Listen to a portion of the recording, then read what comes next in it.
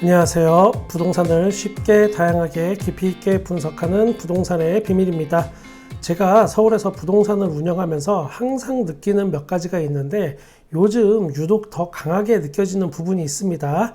아파트라는 게 나와 가족을 안전하게 보호해주고 쉴 수 있는 그런 따뜻한 곳이어야 하는데 아파트는 심리전이다. 아파트는 사는 것보다 파는 게 더 중요하다. 이런 돈과 투자, 투기, 로만 느껴집니다. 현재 부동산의 상황, 그 중에서도 아파트 시장의 상황을 실제 사례를 보면서 좀 더 깊숙이 한번 알아보겠습니다. 심리전에 대한 이야기를 해보면 아파트 가격이 상승세를 타던 그때는 매도자 99%, 매수자 1%였습니다.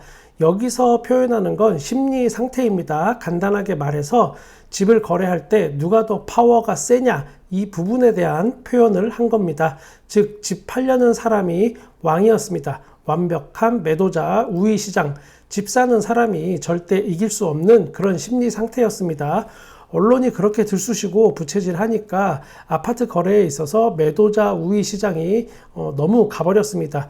이때 실제 일어난 일입니다. A씨가 2017년에 3억 5천만 원을 주고 아파트를 샀습니다. 그 당시 돈이 많이 부족해서 대출도 한 2억 받았습니다.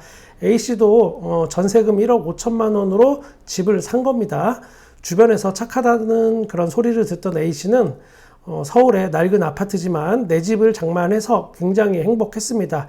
2020년에 경기도 이쪽으로 친구들 있는 데로 이사를 가려고 집을 부동산에 내놨습니다. 그때는 이미 시세가 5억 5천만 원 정도 됐습니다. 2, 3년 사이에 그냥 2억이 올라 버린 겁니다. 집을 내놓자마자 집을 사겠다고 사람들이 막 집 보러 왔습니다. 이때 A씨 자녀들이 나서기 시작합니다. 자녀들이 A씨를 이렇게 살살 꼬십니다. 집값이 더 오를 거니까 6억에 팔겠다고 태도가 이제 변합니다. 이때 심리지수가 99대 1이라서 앞서 말씀드린 대로 좀 상황이 이렇게 변하는 그런 추세였습니다. 6억에 사겠다는 사람이 그런데 나타났습니다. 그런데 갑자기 또 안 팔겠다고 마음이 변심합니다. 그러더니 6억 5천으로 집을 올려버립니다. 실제 그렇게 시간을 끌어서 그 아파트는 시세가 7억이 돼버렸습니다. 이제 A씨는 뭐 거칠 게 없습니다. 전세 1억 5천에 살던 A씨가 갑자기 새로운 세상을 맛본 겁니다. 평생 모은 돈이 1억 5천만 원이었는데 2, 3년 만에 3, 4억을 그냥 버는 것 같으니까 세상이 무서울 게 없습니다. 그리고 동네 부동산에 이렇게 돌아다니면 집주인들한테 부동산 사장님들이 사모님 하면서 대우를 해줍니다. 동네 부동산에 놀러 가면 대우도 받고 바카스도 하나 얻어 마시고 커피도 대접받고 이거 뭐 신세계입니다. 내가 그동안 착하게 살아서 복을 받는구나 이런 생각을 했습니다. 시간이 흘러서 2021년이 됐습니다. 이 시기가 거래는 줄면서 가격이 너무 급작스럽게 상승하던 그런 시기입니다. 영끌족분들이 막차 타던 시기 바로 그때입니다. 그런데 이때 또 8억에 사겠다는 사람이 나타났습니다. A씨는 이번에는 8억에 팔기로 했습니다. 계약서를 쓰는 날 A씨는 난데없이 8억 3천만 원을 달라고 요구를 합니다.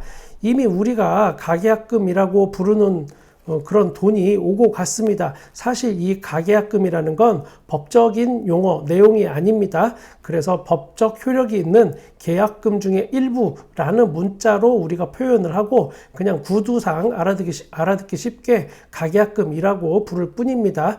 어쨌건 가계약금을 돌려주면 그만이라고 생각한 A씨가 큰소리 치면서 더 비싸게 팔려고 마지막 배팅을 시도한 겁니다. 실제로 이런 경우가 이 당시에 종종 있었습니다. 종종보다는 좀 더 많이 있었던 것 같습니다. 계약서 쓰는 자리에서 갑자기 몇 천만 원을 더 달라고 합니다. 돈 몇 천만 원, 돈 1억이 뭐 내가 말만 하면 생기는 그런 껌값처럼 생각합니다. 그리고 점점 사람들이 자기 발밑에 있는 걸로 보입니다. 시건방이 하늘을 찌르고 말투도 거만해집니다. 착하던 A씨가 사라졌습니다. 결과요, 결국 가계약금을 물어주고 계약 파기했습니다. 그 아파트는 최고가를 그 후에 8억 4천만 원까지 결국 찍기는 했습니다. 그리고 지금은 실거래가 7억이 돼버렸습니다. 물론 A씨는 아직도 집을 못 팔고 있습니다. 여기서 우리는 A씨가 무슨 생각을 하고 있을까 문득 궁금해집니다.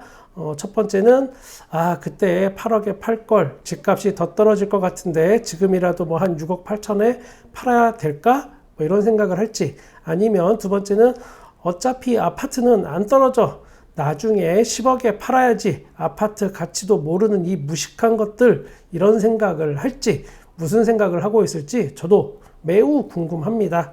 부동산 상승기에 매도 매수의 심리 상태를 분석해 봤으니까, 그러면 이번에는 요즘의 심리를 한번 분석해 보겠습니다. 요즘은 누가 뭐래도 하락기는 맞습니다. 이 부분은 이제 슬슬 인정하는 집주인들이 많이 늘었습니다. 예전보다는. 요즘은 집을 사는 사람이 없는 그런 또 하락기입니다. 굉장히 무서운 구간이 지금 바로 이 시기입니다. 요즘에 집 거래에 있어서 9대1 정도의 비율로 매수자, 그러니까 집 사려고 하는 사람이 우위에 있습니다. 즉, 집 사겠다는 사람의 파워가 더 셉니다. 그만큼 팔고 싶은 사람들이 더 간절하다라고 볼 수 있겠습니다. 집 사려는 사람, 즉 매수자들은 집을 보기도 전에 가격부터 깎습니다. 만약에 10억에 나온 집이 있다고 하면 집을 보고 또 그 집이 마음에 들면 9억 8천에 맞춰주세요 뭐 이렇게 말하고, 그걸 집주인이 받아들이면 거래가 성사가 되고, 이런 게 일반적인 부동산 거래였었습니다. 그런데 요즘은 또 세태가 변했습니다. 집도 안 보고 전화만 해서 10억짜리 집을 그거 9억에 팔면 집 한번 볼게요, 이런 사람이 늘었습니다. 이런 경우 저도 굉장히 난감합니다. 사실 이런 거 거래도 안 되죠. 집주인한테 제가 말도 못 꺼냅니다. 아무튼 요즘은 매수자가 9대1 정도로 더 세다, 이게 팩트입니다. 그런데 이번에 할 B씨 이야기는 이 10%에 속하는 사람입니다. 신축급 아파트로 비교적 선호도가 높은 아파트가 있었습니다. B씨가 팔려고 내놓은 가격은 14억이었습니다. B의 아파트는 로열층이었고 저한테 말하길 13억 5천까지도 팔 수 있다, 가격 조정이 가능하니까 제발 팔아주세요. 부동산의 비밀님, 이 동네에서 일 잘한다고 커뮤니티에 소문났던데 꼭 좀 부탁합니다. 저한테 이렇게 말했습니다. 이거 비밀인데 저 진짜로 저도 모르는 사이에 아파트 커뮤니티에 동네에서 가장 괜찮은 부동산으로 동네 분들이 저를 추천해 주셨습니다. 아마도 복비를 제가 잘 깎아줘서 그런 건지 저랑 거래했던 분들이 커뮤니티에 좋은 얘기를 써주신 것 같습니다. 물론 제가 유튜버인 거는 동네 사람들이 아무도 모릅니다. 심지어 제 와이프도 모릅니다. 뭐 그냥 잘난 체 한번 해봤습니다. 그런데 같은 아파트 저층에 사는 C가 나타나서 13억에 집을 내놨습니다. 로열층 14억, 저층이 13억, 뭐 이거 한판 승부가 예상됩니다. 실구매자가 두 개의 집을 모두 받고 두 집 다 나름대로 마음에 드는 부분들이 있었습니다. 그래서 이 매수자가 두 집 다 가격 흥정에 나선 겁니다. 저는 B하고 더 친했기 때문에 B한테 먼저 말을 했습니다. 13억 5천까지 팔 의향이 있다고 전에 말을 했었으니까 13억 7천 정도 깎아주면 내가 이걸 적극적으로 흥정해보고 조율을 해보겠습니다. 이렇게 얘기했더니 B가 갑자기 펄쩍 뜁니다. 아니 3천이나 깎는 건 좀 생각해 봐야겠다고 하면서 뭐 내일 답을 주겠다, 이런 식으로 계속 미뤘습니다. 분명히 13억 5천까지도 생각이 있으니까 제발 팔아만 달라고 했는데 갑자기 사겠다는 사람이 나타나니까 마음이 싹 바뀐 겁니다. 저는 이제 C하고 가격 조율을 합니다. 손님은 기다려주지 않기 때문에 바로바로 이런 거는 진행을 해야 됩니다. C는 저하고 몇 번 조율 끝에 12억 7천만 원에 집을 팔았습니다.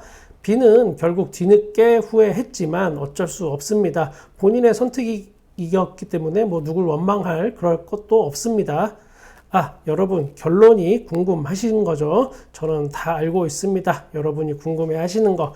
지금 B의 집 시세는 12억이 됐습니다. 근데 분위기상 11억대로 하락하는 분위기입니다. 주변에 비교되는 아파트가 있는데 그 아파트도 지금 11억대 매물이 막 나오고 있으니까 얼마 안 가서 여기 B도 11억대로 내려앉아서 물건을 내놔야 될 걸로 추정이 됩니다.